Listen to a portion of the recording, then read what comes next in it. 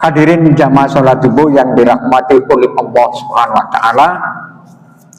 Kemudian pada ayat yang kedua yang ingin kami sampaikan adalah Al-Quran surat Al-Hasyr ayat 18 yang berbunyi, Ya ayyuhalladzina amanuttaqullaha wal tanzur nafsum ma qaddamat liqad wattaqullaha innallaha khabirun bima ta'malun.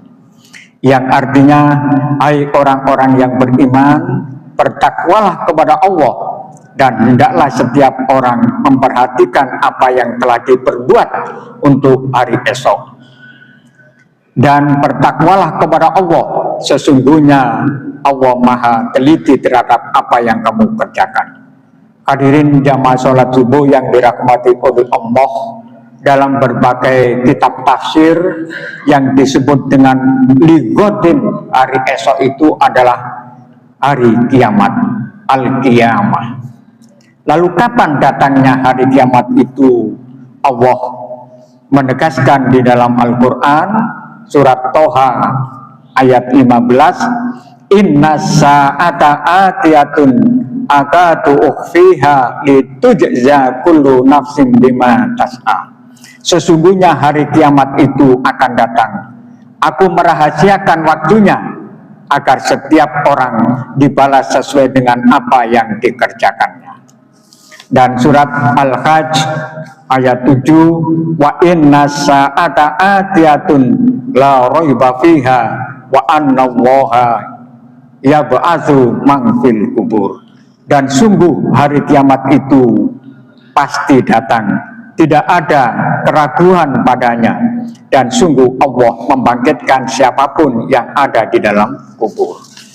Tetapi hari ini sekalian, Nabi Muhammad SAW hanya diberikan oleh Allah tanda-tanda akan datangnya hari kiamat itu.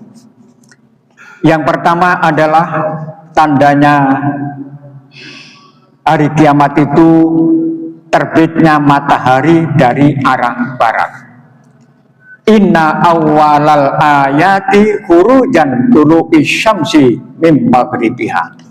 Jadi suatu saat nanti matahari akan muncul dari arah barat.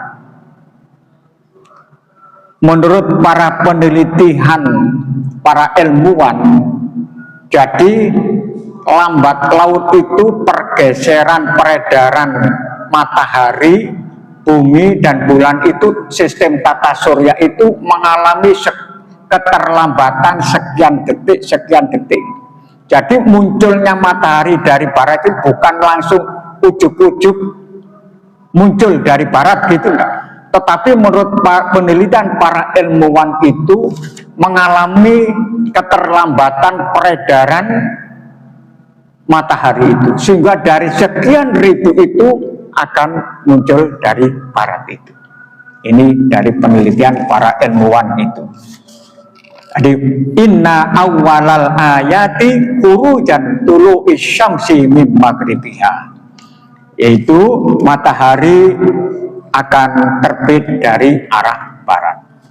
Yang kedua, keluarnya binatang dari bumi. Dari kedalaman bumi 22.000 km itu diketahui ada jasad renik. Nah, dari situlah akan munculnya keluarnya binatang dari bumi itu.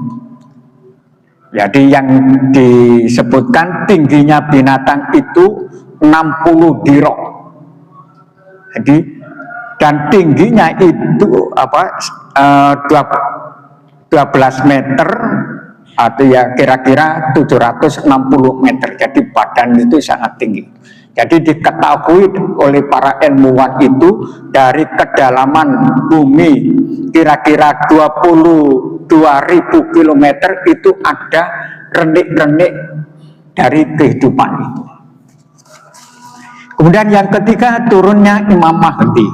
Nah, Imam Mahdi itu kalau dalam sejarah Islam dari keturunan Fatimah binti Muhammad Shallallahu Alaihi Wasallam, dari keturunan Hasan bin Ali.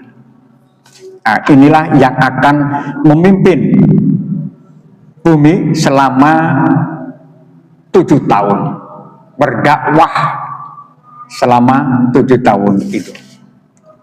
Kemudian yang keempat turunnya Dajjal yang membuat kerusakan di atas muka bumi itu.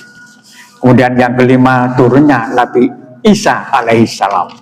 Dalam Al-Quran surat Ali Imran ayat 55 Allah menegaskan, "Idh qala Allahu ya Isa inni mutawaffika wa rafi'uka ilayya wa mutahhiruka minal ladzina kafaru wa ja'ilul ladzina tabauka fauqal ladzina kafaru ila yaumil qiyamah summa ilayya marji'ukum fa'ahkum bainakum fima kuntum fihi takhtalifun." Ingatlah ketika Allah berfirman, "Wahai Isa, aku mengambilmu dan mengangkatmu kepadaku, serta mencucikanmu dan orang-orang yang kafir, dan menjadikan orang-orang yang mengikutimu di atas orang-orang yang kafir hingga hari kiamat. Kemudian kepadaku engkau kembali, lalu aku beri keputusan tentang apa yang kami perselisihkan." Jadi yang akan membunuh Dajjal nanti adalah Nabi Isa alaihissalam. Hadirin jamaah sholat subuh yang dirahmati oleh Allah Subhanahu wa Ta'ala, mudah-mudahan kita semua diberikan pertolongan dan maunah oleh Allah Subhanahu wa Ta'ala dalam menghadapi kehidupan di dunia ini. Kurang lebihnya mohon maaf yang sebesar-besarnya. Ihdinas siratal mustaqim, nasrun minallah wa fathun qarib. Wassalamualaikum warahmatullahi wabarakatuh.